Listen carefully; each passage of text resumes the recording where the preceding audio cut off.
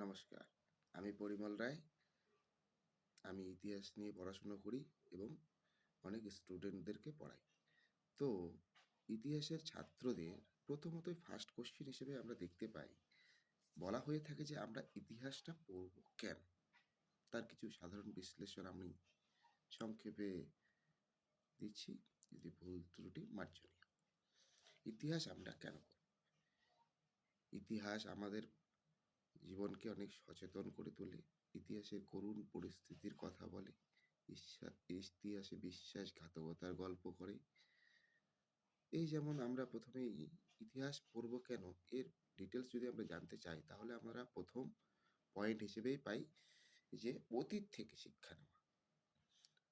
আমাদের পূর্বপুরুষরা ইতিহাসে সব কিছু পাওয়া যায়নি, তবে যেটা পাওয়া গেছে সেইটুকুই আমি আলোচনা করব। এর থেকে বেশি কিছু আমারও জানা নেই।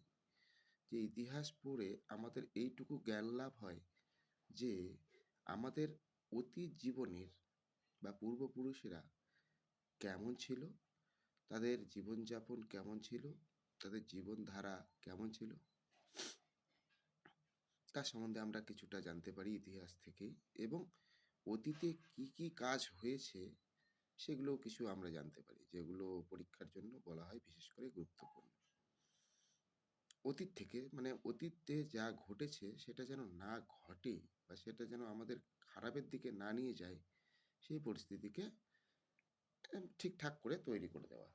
এবং জাতীয় চেতনা বলতে আমরা বুঝবো যে আমাদের জাতীয় চেতনাটা কেমন ছিল, আমাদের দেশের প্রতি ভালোবাসাটা কেমন ছিল সেই সময়কার রাজা মহারাজাদের, তারা কেমন করে মানে বলতে পারো তোমরা লড়াই করেছিল, এই সব কিছুই আমরা সেইখান থেকে জানতে পারি।